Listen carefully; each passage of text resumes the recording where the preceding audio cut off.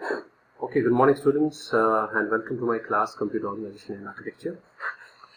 Today we'll be talking about the first core concept of the subject, and the name of the concept is called as Register Transfer Language.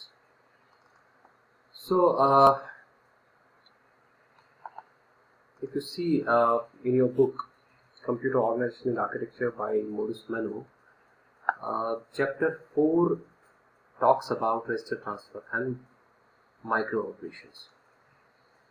Now these are all the contents which we are going to cover. We are going to cover first what exactly is register transfer language and how register transfer happens, what are different bus and memory transfers, and how different arithmetic operations, micro operations happen within the registers, then logical operations or shift operations, and how a complete arithmetic, logical and shift unit is formed. So I'll start, and first of all, let's move on to the basic circuits. Before we talk about the register transfers, I think one of the smallest component of our central processing unit is register. Now in my last class, I talked about how a basic computer, basic central processing unit looks like, and what are the essential components of that central processing unit. And in today's class, before I talk about the combination of all those registers which makes this central processing unit, it's very important to know when registers get combined, it forms different circuitries. It's very important to know about those different circuitries which are used in forming the central processing unit. So let's move on to first these basic circuits. In basic circuits, we know that an important concept is about registers. So what exactly a register is? A register is the smallest component of the digital device which holds the data.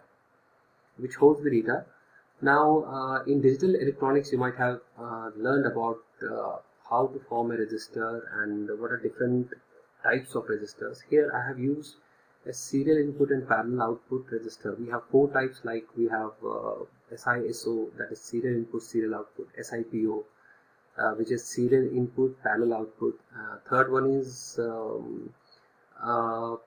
parallel input, serial output; and fourth one is parallel input, parallel output.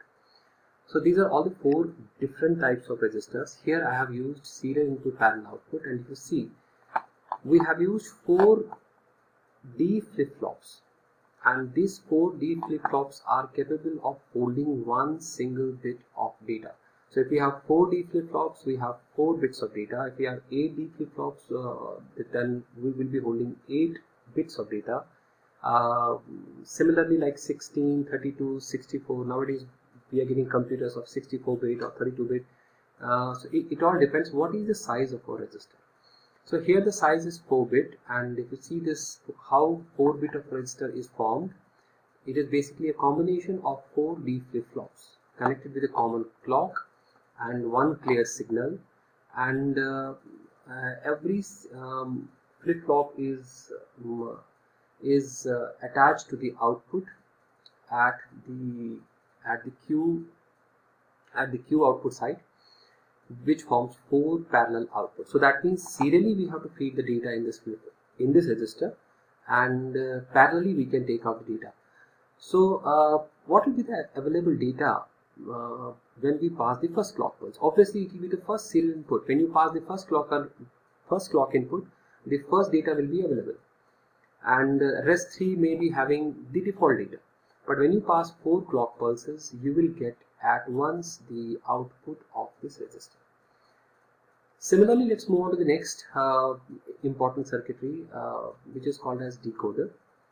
Decoder is basically a device which takes n inputs and generates 2 raised power n output. So here in 2 to 4 decoder, we are seeing that there are 2 inputs, A1 and A0, and we have the enable signal which controls this decoder. So once we feed 2 inputs here, we are getting 4 outputs starting from Y0 to Y3, that is Y0, Y1, Y2, Y3. Now this is the internal circuitry diagram of this device, but here the output is labeled as D0, D1, D2, D3 instead of Y0, Y1, Y2, Y3. A0 and A1 is the input signal. So if we ignore E, the enable input, which is attached with all the logic gates, if we ignore that signal first, for the time being, then we have A0 and A1 as the input and D0, D1, D2, D3 as the output. This is the truth table. What happens when we pass A0, 0 to A0? Our D0 is the output. So we get output only at the D0 line. So when we pass 0, 1, we get output at D1 line. Similarly, 1, 0, the output at the D2 line, and 1, 1 and the output at the D3 line. So this is about the decoder. Now our third important circuit is the multiplexer. Multiplexer is a digital component which takes n inputs and gives us only one output. So that means, suppose if we have 4x1 multiplexer, 4x1 multiplexer is it takes 4 inputs and gives us only one output.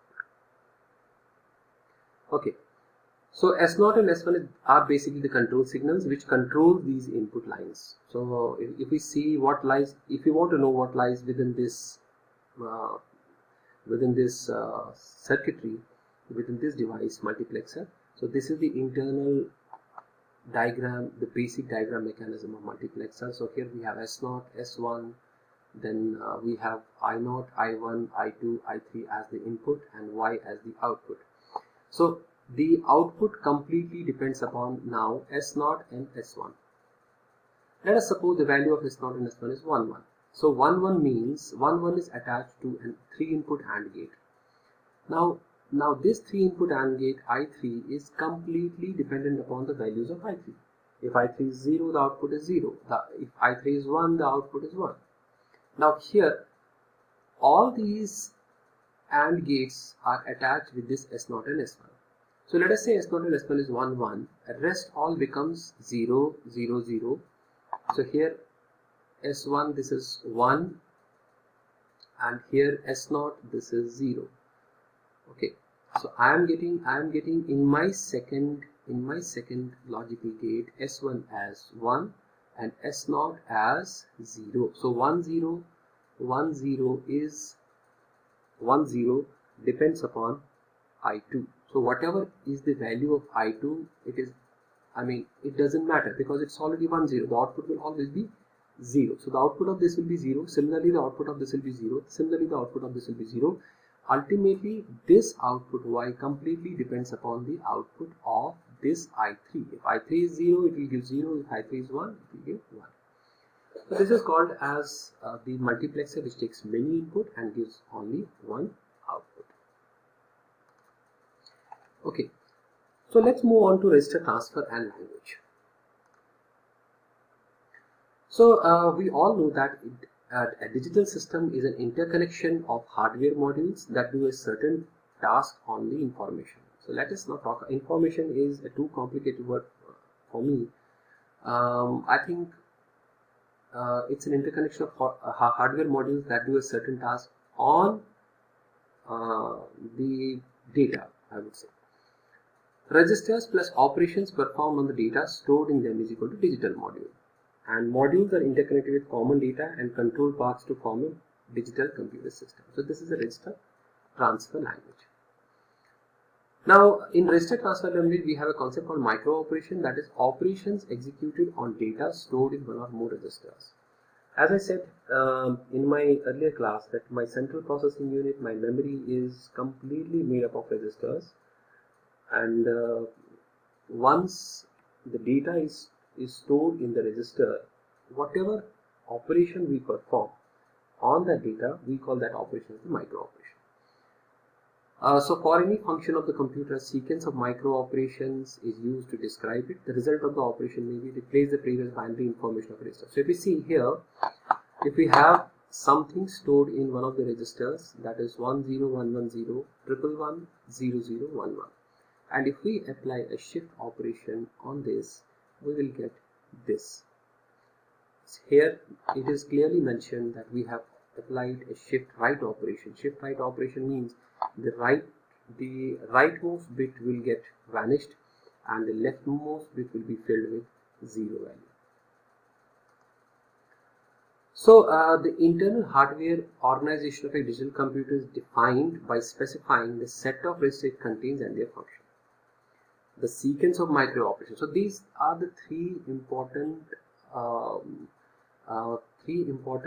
concepts that gets applied on the hardware organization. One is this set of registers it contains. Second is the micro operation which we perform on the information stored in the register, and third is the control that initiates the sequence of micro operation.